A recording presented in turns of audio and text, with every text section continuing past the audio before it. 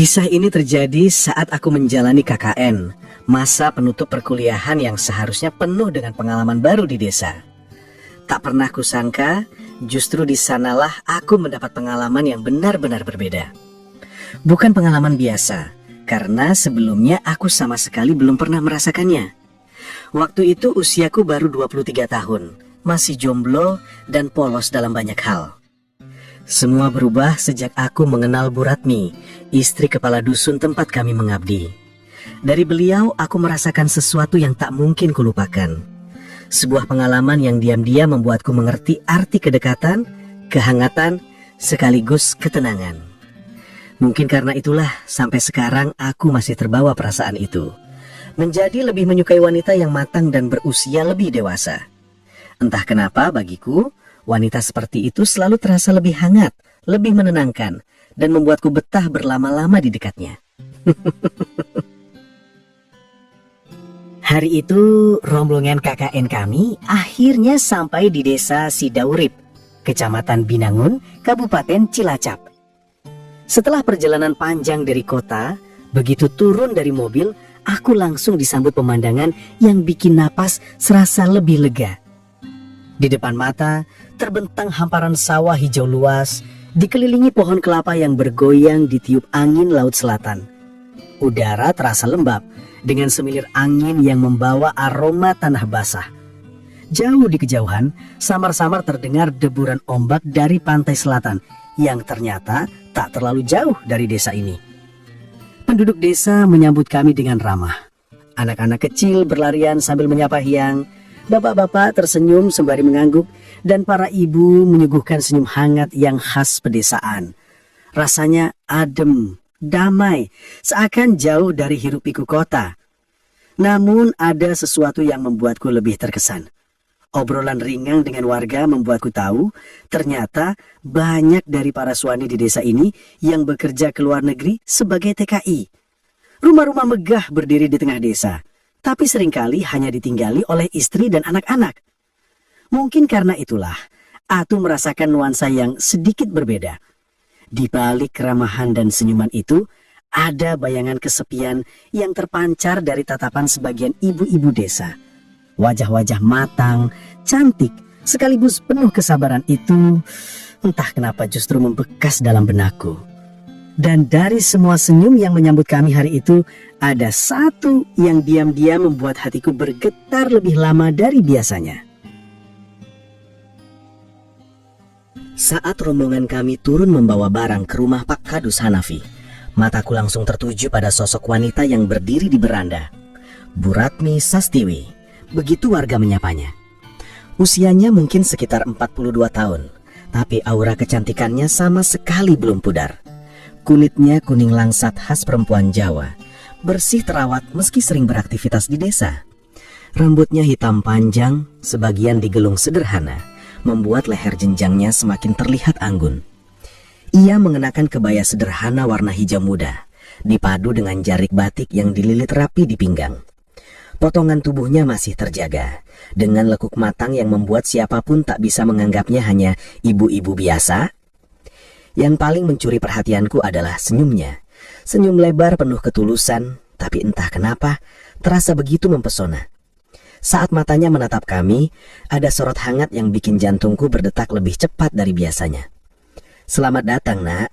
Silahkan anggap rumah ini rumah kalian sendiri," katanya dengan suara lembut, serak tipis, yang justru menambah pesona keibuan sekaligus menggoda. Aku cuma bisa tersenyum kaku sambil buru-buru menunduk, takut kalau teman-teman KKN-ku menyadari betapa pandanganku terlalu lama tertuju padanya. Dan disitulah, tanpa sadar, hatiku sudah mencatat kesan pertama yang tak mungkin kulupakan. Sore itu, setelah selesai menurunkan barang-barang, aku masih sempat duduk di teras rumah Pak Kadus Hanafi. Teman-temanku yang lain sibuk membagi tugas dan menyusun rencana KKN. Ada yang akan mencari data di kantor desa, ada juga yang berencana menemui tokoh masyarakat untuk wawancara. Aku sendiri memilih agak berbeda. Sebagai mahasiswa antropologi, tugasku bukan sekadar mencatat data angka atau laporan resmi, tapi menyelami kehidupan sehari-hari masyarakat desa. Bagiku, justru percakapan ringan dengan warga bisa menyimpan banyak cerita. lebih jujur dan lebih hidup daripada dokumen di kantor. Dan sore itu, di balik kesibukan teman-temanku, aku menemukan sumber cerita yang tak terduga. Bu Ratmi Sastimi, wanita 42 tahun dengan senyum mempesona itu, ternyata begitu fasih bercerita tentang kehidupan desa. Dari sejarah kecil tentang berdirinya desa Sidaurip, sampai kisah perantauan para suami yang menjadi TKI, semua ia tuturkan dengan tenang, sambil menyuguhkan teh hangat. Aku mendengarkan dengan khusyuk, mencatat dalam hati, sekaligus diam-diam terpesona. Rasanya seperti menemukan narasumber emas, yang bukan hanya membuka cerita, tapi juga membuka sesuatu yang lain. Sesuatu di dalam diriku. Hari-hari pertama KKN berjalan biasa saja. Pagi sampai siang kami sibuk dengan kegiatan di balai desa, membantu administrasi, merapikan arsip, atau sekedar ngobrol dengan perangkat desa. Sementara sore hingga malam biasanya dipakai untuk kegiatan bersama warga, mengajar anak-anak, kerja bakti, atau rapat kecil. Di balik semua rutinitas itu, ada satu sosok yang selalu membuat hari-hariku terasa berbeda. Bu Ratmi. Dialah yang setiap hari menyiapkan makan dan minum kami. Mulai dari teh panas di pagi hari, lauk sederhana untuk makan siang, sampai camilan gorengan di sore hari.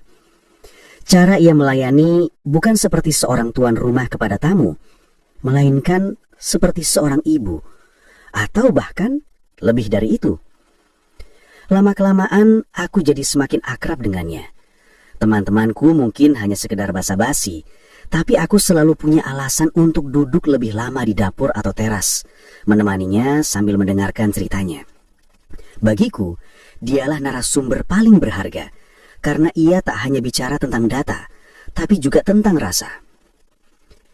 Sampai suatu sore, ketika aku sedang menyusun catatan untuk tema penelitian tentang istri yang ditinggalkan suaminya merantau sebagai TKI, aku memberanikan diri bertanya, "Bu, kalau saya ingin tahu lebih dalam soal perasaan perempuan yang ditinggal suaminya ke luar negeri, kira-kira saya bisa wawancara siapa ya di desa ini?" Bu Ratmi tersenyum kecil.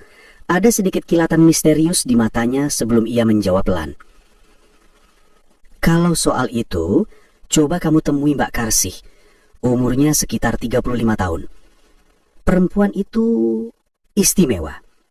Bayangkan saja, dia sudah menikah 5 kali, tapi semuanya berakhir dengan perceraian. Baru 3 bulan ini dia menikah lagi, tapi suaminya sudah berangkat merantau ke Malaysia. Tinggallah dia sendirian lagi di rumahnya." Aku terperanjat. 5 kali menikah, lalu ditinggal lagi. Membayangkannya saja membuatku terdiam. Bu Ratmi hanya tersenyum tipis sambil menatapku penuh arti. "Kalau kamu mau tahu bagaimana rasanya jadi istri yang ditinggal, tanyakanlah pada Karsih. Dia sudah kenyang pengalaman. Tapi hati-hati ya nak, orangnya cantik, manis, dan agak berbahaya kalau kamu terlalu dekat." Aku tercekat, ada nada setengah bercanda setengah serius dalam ucapannya. Dan sejak sore itu, pikiranku mulai dipenuhi rasa penasaran. Sore itu, setelah sholat asar, Bu Ratmi bersiap mengantarkanku ke rumah Mbak Karsih. Katanya, rumahnya agak jauh di ujung desa, harus melewati jalanan naik turun yang lumayan curam. Aku pun meminjam motor butut milik Pak Kadus Hanafi. "Biar Bu Ratmi ikut nak, sekalian kenalin kamu sama Karsih. Soalnya orangnya agak susah ditebak," katanya sambil tersenyum kecil. Begitu Bu Ratmi naik ke jok belakang, jantungku langsung berdegup lebih kencang. Kehangatan tubuhnya terasa dekat sekali, lebih dekat daripada yang pernah kubayangkan sebelumnya. Motor mulai melaju melewati jalan sempit, sesekali harus melintasi turunan tajam dan tanjakan berbatu. Di salah satu tanjakan curam, motor oleng sedikit. Refleks Bu Ratmi langsung merapatkan tubuhnya ke punggungku. Kedua lengannya melingkar erat di pinggangku. Seketika, aku merasakan sesuatu yang empuk dan hangat menempel di punggung, membuat tanganku sedikit gemetar saat memegang setang. "Aduh, maaf ya, jalannya licin. Ibu takut jatuh," katanya lirih. Napasnya terasa di dekat telingaku. Aku hanya bisa mengangguk, tapi dalam hati kacau balau. Setiap kali motor berguncang, tubuhnya makin rapat, dan aku makin tak karuan. Entah bagaimana, Bu Ratmi bisa merasakan kegugupanku. Sambil tetap berpegangan erat, ia terkekeh pelan. Kamu ini kok kayaknya tegang sekali. Jangan-jangan kamu belum pernah pacaran ya?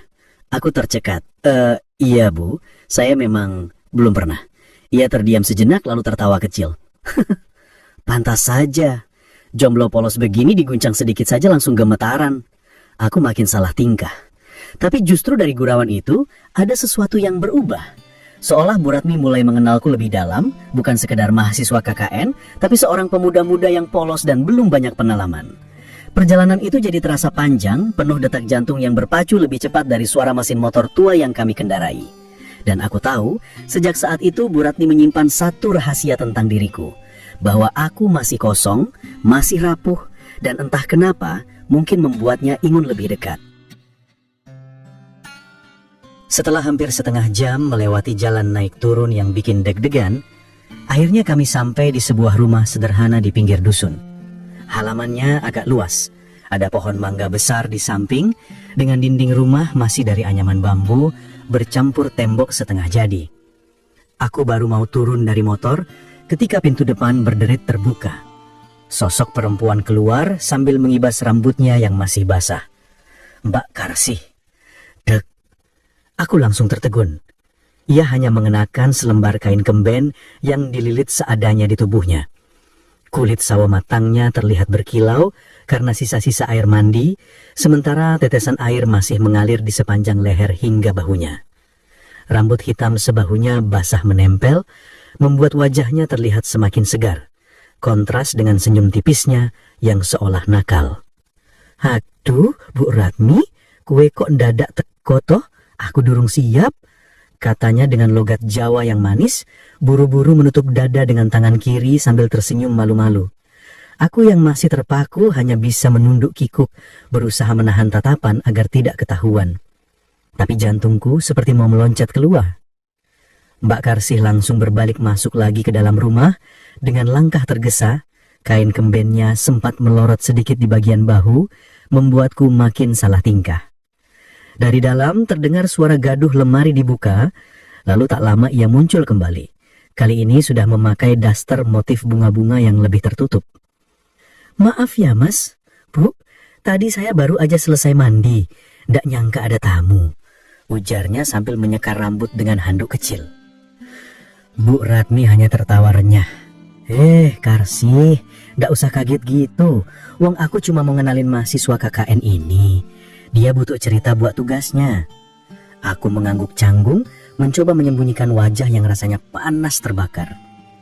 Tapi dalam hati, pertemuan pertama itu sudah jadi sebuah dentuman, kejutan yang bakal lama membekas.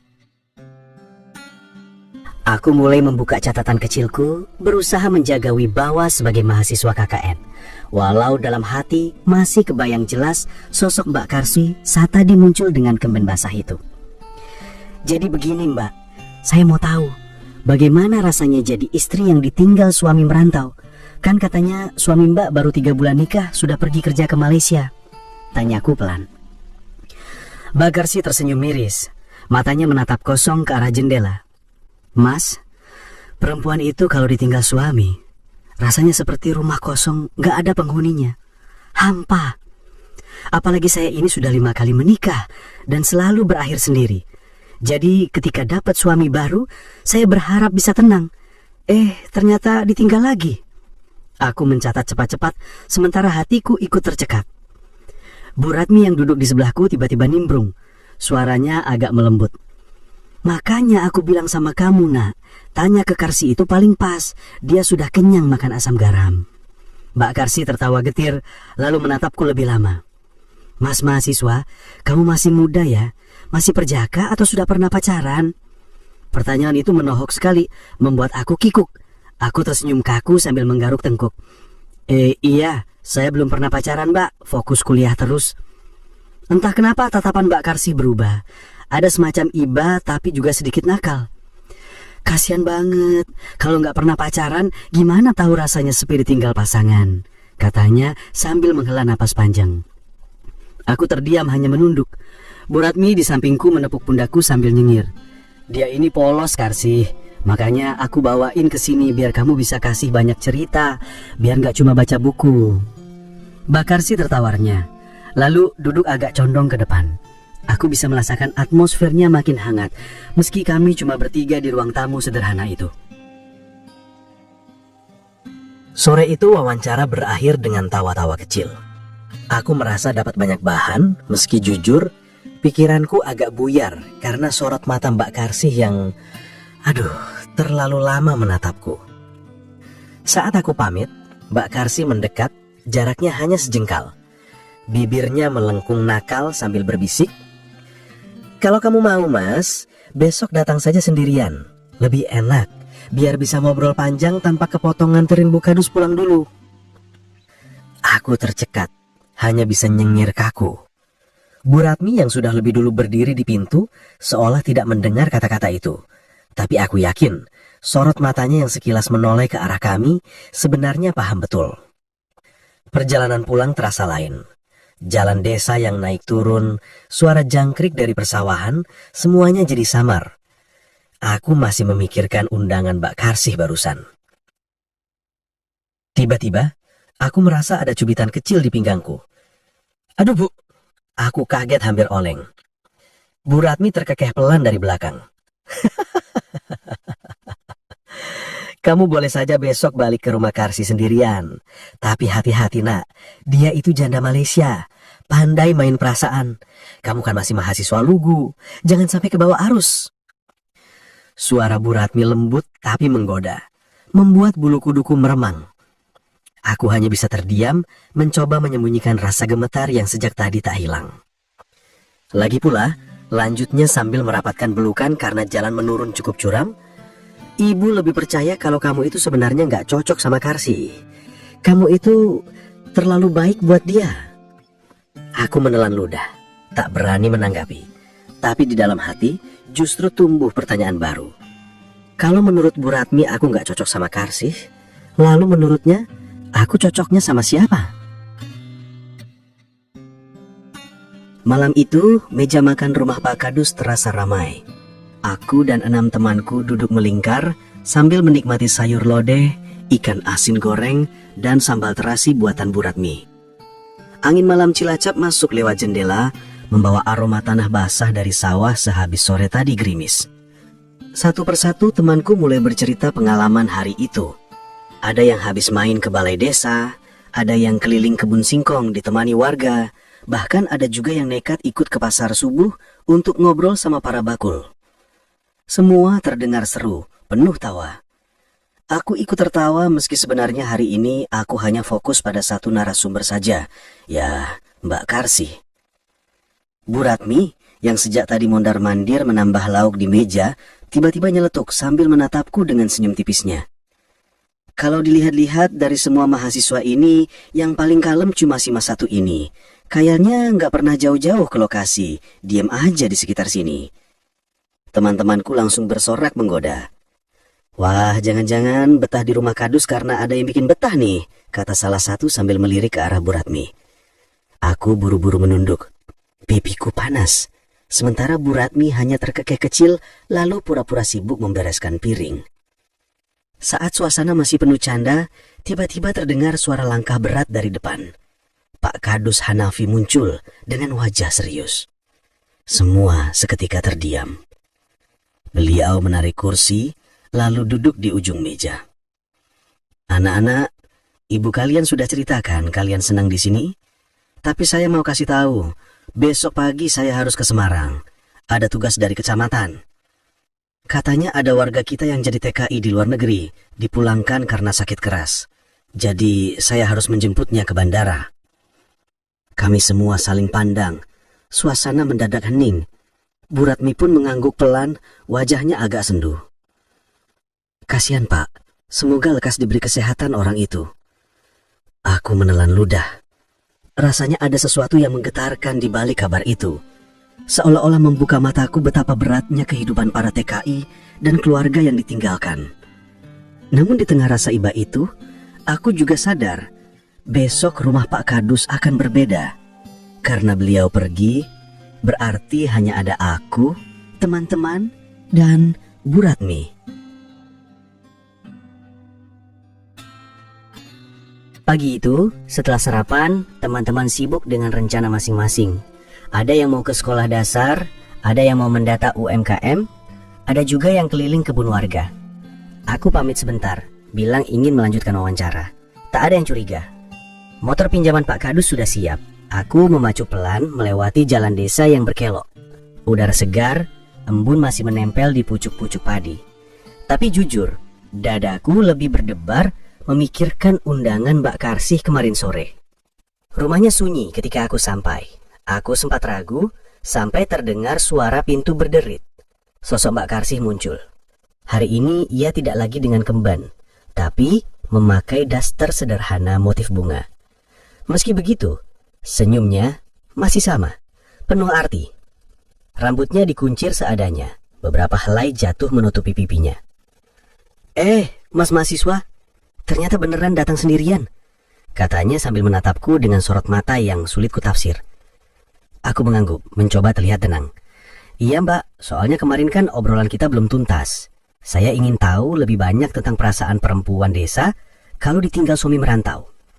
Mbak Karsih tersenyum miring, lalu mempersilahkan aku masuk. Ruang tamunya wangi, entah dari sabun atau minyak rambut yang masih menempel di tubuhnya. Aku duduk, membuka catatan. Tapi baru saja mau menulis, ia sudah berkata pelan. Mas, kalau mau tahu rasanya ditinggal suami, jangan cuma dicatat, dirasakan juga. Aku terdiam. Kata-kata itu meluncur begitu saja, seperti ujian untuk keluguanku. Jantungku berdegup makin keras. Aku mencoba mengalihkan. Mbak, maksudnya... Ia tersenyum, lalu menunduk sebentar, jemarinya memainkan ujung daster. Maksudnya, sepi itu nggak bisa dijelaskan dengan kata-kata. Kadang butuh teman, sekadar ngobrol. Atau ada orang yang hadir, biar rumah ini nggak kosong. Aku menelan ludah, menatapnya lebih lama. Ada getaran aneh di udara, namun aku masih berusaha menjaga jarak, mengingat tugasku. Aku mengangguk pelan, menulis seadanya di buku. Obrolan pun berlanjut. Mbak Karsih cerita tentang malam-malam panjang tanpa teman bicara, tentang rasa iri pada tetangga yang suaminya selalu ada di rumah, dan tentang harapannya pada pernikahan baru ini. Suaranya sesekali bergetar, tapi senyumnya tetap terjaga. Dan aku hanya bisa menyimak, meski di dalam hati, rasa cenut-cenut itu makin menjadi. Aku menulis beberapa poin di buku catatan, mencoba fokus pada topik. Jadi, Mbak, menurut panjenengan, apa yang paling berat dirasakan istri kalau suaminya merantau? Tanyaku pelan. Mbak Karsih bangkit sebentar, mengambil baki berisi jajan pasar, getuk, klepon, sama secangkir teh hangat yang masih berasap. Coba dimakan dulu Mas, biar obrolannya manis, katanya sambil menaruhnya di meja. Tatapannya lama sekali menempel di wajahku, membuatku agak kikuk. Aku tersenyum kaku, mengambil sepotong klepon. Saat itu juga ia kembali duduk. Tapi entah kenapa, posisinya lebih dekat dari tadi. Sangat dekat. Kalau ditanya apa yang paling berat, ujarnya sambil menatap ke arahku. Ya, tentu sepi, rumah sepi, malam sepi, hati juga sepi. Apalagi kalau suami kerja jauh, gak bisa dipeluk, gak bisa diajak cerita. Aku buru-buru menulis, berusaha menahan gemetar. Tapi tiba-tiba, kurasakan sesuatu menyentuh lututku. Jemari halusnya. Mbak, suaraku tercekat. Ia tersenyum miring seolah pura-pura tak sadar. Maaf, meja sempit ya Mas. Tapi ia tidak menarik tangannya seketika. Malah, sambil menatapku lekat-lekat, ia menambahkan. Tapi Mas sendiri gimana? Tugas KKN ini kan belajar tentang budaya desa. Apa budaya sepi juga ditulis? Aku hanya bisa tertawa hambar. Ya, semua saya catat Mbak. Tentang sawah, tentang warga, tentang ibu-ibu yang ditinggal suaminya. Seketika, Mbak Karsih mencubit pahaku pelan. Pertanyaanmu bikin malu aja Mas. Kok jadi aku kayak digoda mahasiswa? Aku hampir menjatuhkan pulpen. Wajahku panas. Sementara Mbak Karsih menunduk tersipu. Tapi tatapannya tetap nakal. Dan makin lama, ia bergeser lagi. Mendekat. Sampai aku bisa mencium samar wangi sabun dari tubuhnya. Aku menelan ludah. Jantungku berdebar tak karuan. Dan aku sadar, wawancara ini sudah tidak lagi terasa seperti sekadar tugas kuliah.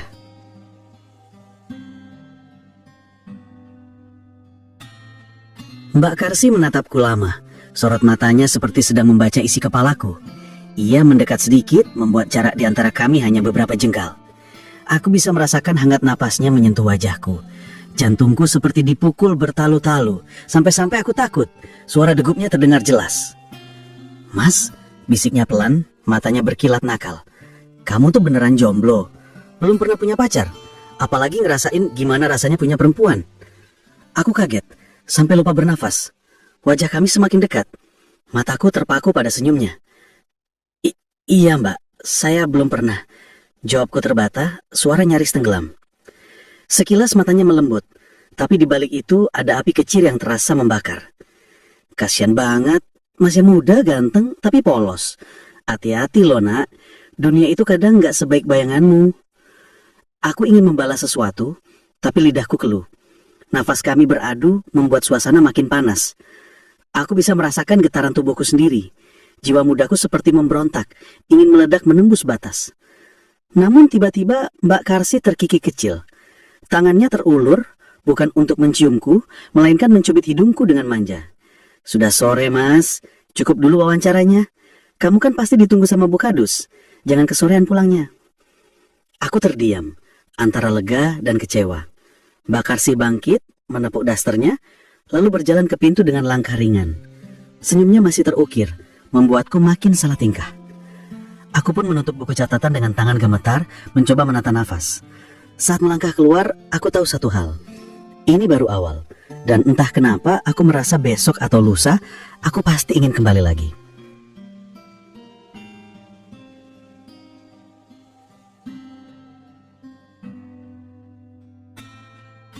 Langit sore sudah berganti gelap ketika aku sampai kembali ke rumah Pak Kadus. Lampu-lampu jalan desa temaram, suara jangkrik bersahut-sahutan.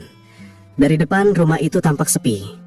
Aku sempat ragu, tapi begitu masuk halaman, Bu Ratmi muncul di teras dengan kain jarik disampirkan di bahu. Senyumnya menyambutku, tapi entah kenapa senyum itu terasa lebih hangat dari biasanya. "Loh, Mas, baru pulang? Capak ya?" tanyanya sambil menerima helm yang kubawa. Aku hanya tersenyum kaku. "Iya Bu, tadi agak lama di rumah narasumber." Kami masuk ke dalam rumah. Aku baru sadar suasananya jauh berbeda dari malam sebelumnya. Tidak ada suara teman-teman bercanda, tidak ada riuh obrolan di meja makan, hanya ada suara jam dinding berdetak dan aroma masakan dari dapur. "Pak Kadus sudah berangkat tadi siang," ujar Bu Ratmi sambil menuangkan teh ke gelas. "Katanya langsung ke Semarang, mungkin besok baru pulang." Aku mengangguk, mencoba menenangkan diri. "Kalau teman-teman Bu?" "Oh, yang dua nginep di rumah kepala dusun sebelah. Katanya biar bisa wawancara warga lebih pagi. Yang tiga ikut pengajian di musola. Mungkin nanti larut malam baru balik. Jadi, ya cuma kita berdua di rumah sekarang."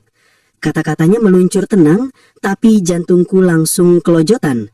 Aku meneguk teh terlalu cepat sampai tersebak kecil. Bu Ratmi terkikik lembut, lalu duduk di depanku. "Mas ini kenapa? Kok kayaknya gugup sekali? Baru juga beberapa hari di desa, sudah seperti anak kecil kehilangan ibu." Godanya sambil tersenyum. Aku tak sanggup membalas, hanya bisa nyengir.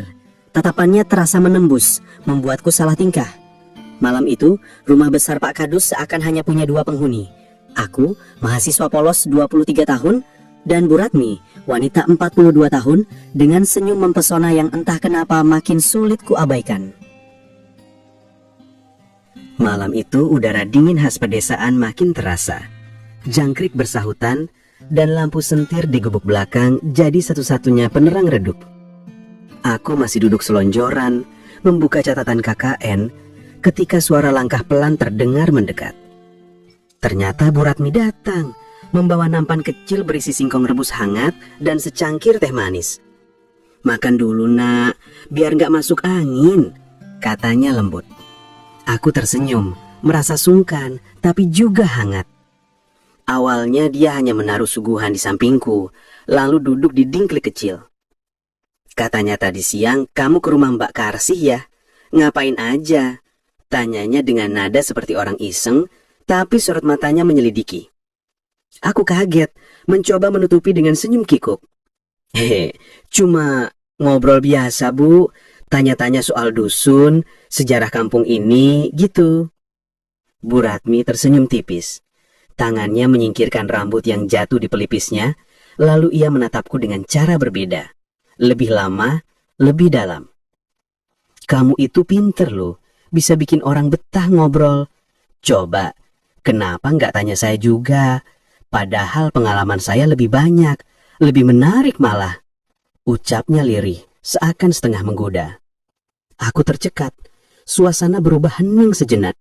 Hanya terdengar desir angin malam dan detak jantungku yang makin cepat. Bu Ratmi meneguk tehnya perlahan, lalu meletakkannya. Tubuhnya condong sedikit ke arahku.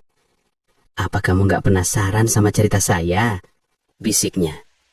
Aku terdiam, lidah keluh.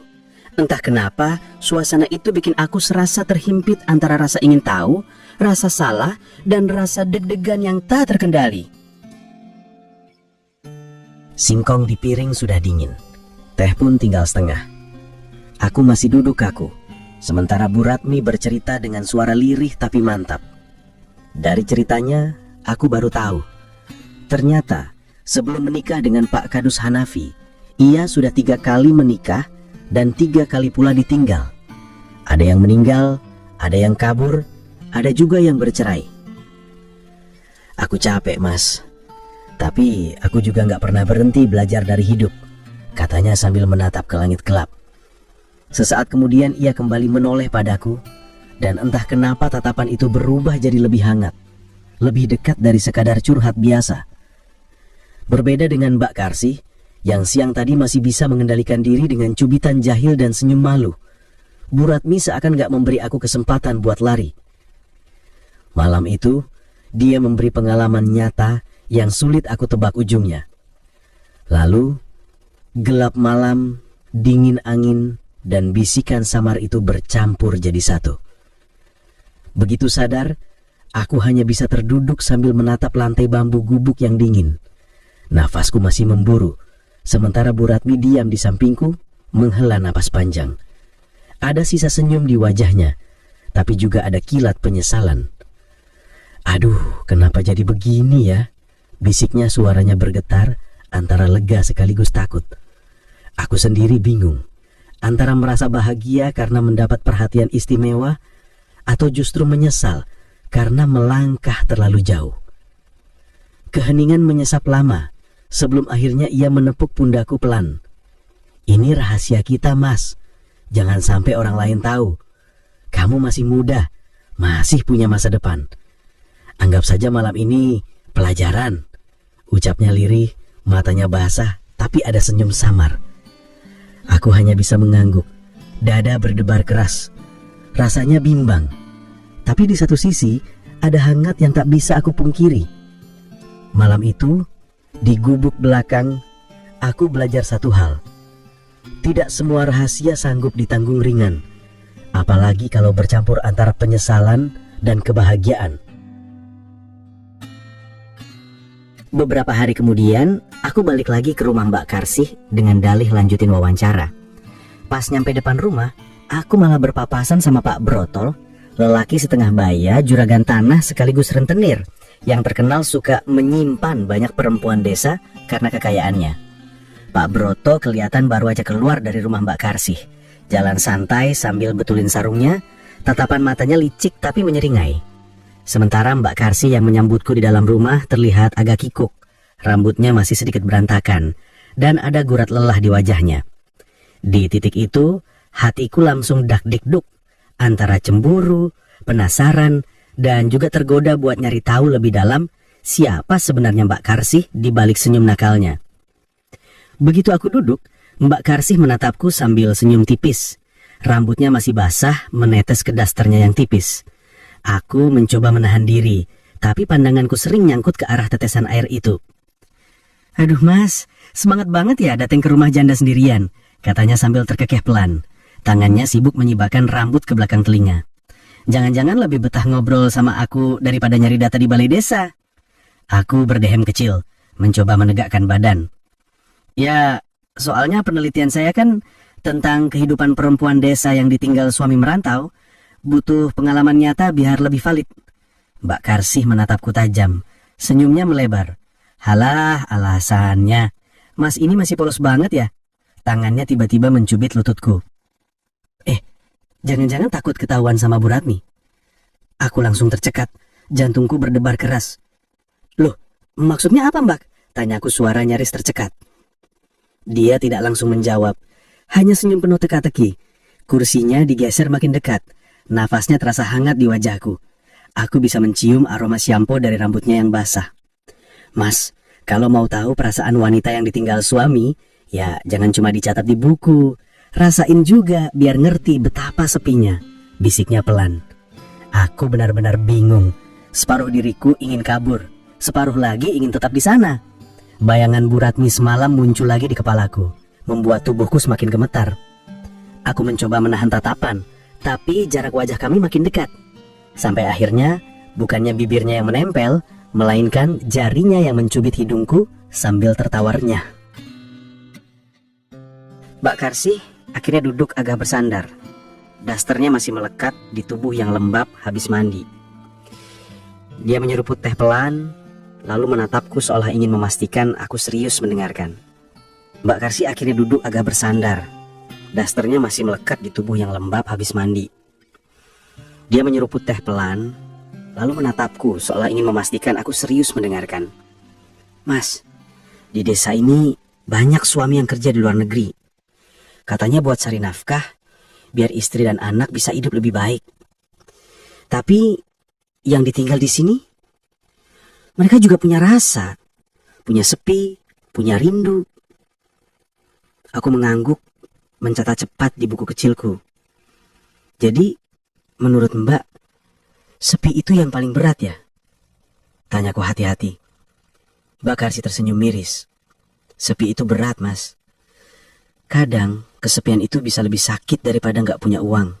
Makanya, jangan heran kalau ada perempuan yang mencari pelarian. Kalimatnya menggantung, dia menatapku lama lalu menunduk. Aku bisa melihat butil air di lehernya masih menetes. Aku memberanikan diri. Maksudnya, pelarian itu seperti... Dia mendesah, lalu menatapku lagi. Ya, kayak Pak Broto tadi. Orang kaya, juragan tanah, suka main perempuan. Istri-istri yang ditinggal TKI gampang banget jadi sasarannya. Ada yang tergoda, ada juga yang cuma dipaksa keadaan. Susah nolak kalau sudah dikasih uang. Aku tercekat. Jadi benar, Pak Broto tadi datang bukan sekedar silaturahmi. Mbak Karsih menatapku lekat-lekat, lalu senyumnya kembali nakal. Tapi ada juga yang butuh teman bicara, Mas. Bukan uang. Kayak aku sekarang. Tangannya bergerak pelan, menyentuh tanganku yang sedang memegang pena. Jantungku langsung berdegup kencang. Aku ingin menarik tanganku, tapi tubuhku justru kaku. Aku berusaha menguasai diri. Tapi wawancaranya sudah cukup ya, Mbak. Aku harus pulang. Belum sempat aku berdiri, dia sudah menahan dengan tatapan yang sulit kutafsirkan. Ada sepi, ada godaan, ada luka. Dan di detik berikutnya, aku sadar aku terlalu lama tenggelam dalam jarak yang terlampau dekat dengannya. Suasana sore itu berakhir dengan aku buru-buru pamit. Tapi di perjalanan pulang, dada ini sesak. Aku tahu wawancara barusan bukan sekedar catatan untuk tugasku. Aku sudah melewati batas, meski tanpa kata, tanpa janji. Tapi jelas aku merasakan sesuatu yang tak semestinya. Begitu aku sampai rumah Pak Kadus, suasana sepi. Teman-teman KKN sudah berpencar lagi, ada yang nginap di rumah warga, ada yang ikut pengajian. Hanya lampu temaram di ruang tengah yang menyala. Aku sempat menoleh ke ruang depan, berharap Pak Kadus sudah pulang. Tapi rumah itu lengang. Dari dapur terdengar suara panci. Lalu Bu Ratmi muncul dengan membawa nampan berisi teh hangat dan ubi rebus. Senyumnya, aduh, masih sama hangatnya. Mas sudah pulang? Pak Kadus belum bisa balik? Katanya urusannya di Semarang masih panjang. Kasihan ada warga yang sakit keras. Katanya pelan. Aku mengangguk. Iya, Bu. Bu Ratmi lalu berjalan ke arah gubuk belakang, tempat aku dan teman-temanku biasa tidur. Ini ibu bikinkan teh biar badanmu gak masuk angin. Capek ya seharian? Aku duduk. Dia meletakkan nampan di depanku, lalu ikut duduk di bangku bambu. Senyumnya samar. Matanya menatapku penuh rasa ingin tahu. Tadi wawancaranya gimana? Sama Karsi? Tanya Bu Ratmi, suaranya pelan tapi menusuk. Aku tercekat. Ya, lumayan Bu, banyak cerita. Tentang perasaan ditinggal suami, tentang Pak Broto, potongnya tiba-tiba. Aku menatapnya kaget. Bu Ratmi tersenyum tipis, lalu menghela napas. Ibu tahu Mas, di desa ini, cerita perempuan ditinggal suami selalu berputar-putar antara setia atau tergoda. Dan Karsi itu salah satu yang gampang goyah. Aku hanya terdiam. Teh di tanganku bergetar. Lalu perlahan Bu Ratmi mendekat. Suaranya berubah lembut, nyaris seperti bisikan. Tapi kalau mau belajar soal perasaan perempuan yang ditinggal suami, kenapa nggak tanya langsung sama ibu? 3 kali ibu pernah ditinggal dan tahu rasanya. Aku membeku. Jantungku berdegup liar. Bu Ratmi tersenyum samar, lalu menatapku dalam. Malam itu, seperti malam sebelumnya, garis batas antara tugasku sebagai mahasiswa dan perasaanku sebagai lelaki muda kembali kabur. Yang tersisa hanyalah kehangatan, kedekatan, dan rahasia yang membuatku semakin sulit tidur. Kini sudah 10 tahun berlalu sejak masa KKN itu. Aku sudah resmi menyandang gelar sarjana antropologi dan kini bekerja sebagai staf di perpustakaan daerah. Hidupku tenang, penuh dengan buku, naskah lama, dan catatan sejarah desa yang dulu pernah kuteliti. Usiaku sudah 33 tahun sekarang. Banyak teman seangkatanku yang sudah menikah, punya anak, bahkan ada yang sudah beruban. Sementara aku masih jomblo. Bukan karena aku tak laku, justru sebaliknya. Beberapa kali ada perempuan seusia, bahkan lebih muda, yang mendekat. Tapi entah kenapa, hatiku selalu terasa kosong. Mungkin karena sejak pengalaman itu, aku tahu. Aku bukan tipe lelaki yang jatuh cinta pada gadis muda yang masih labil. Aku justru selalu mencari wanita matang, lebih tua, lebih berpengalaman. Karena di mataku, hanya mereka yang bisa membeli kehangatan, kedewasaan, dan entah bagaimana, rasa nyaman yang menenangkan sekaligus menggetarkan. Dan diam-diam, setiap kali aku menutup buku di perpustakaan, ada satu nama yang selalu muncul di hatiku. Ratmi Sastiwi. Wanita desa dengan senyum yang masih melekat di ingatanku. Senyum yang mengajarkanku tentang arti sepi, arti hangat, dan arti cinta yang tak pernah semestinya, tapi justru paling sulit kulupakan.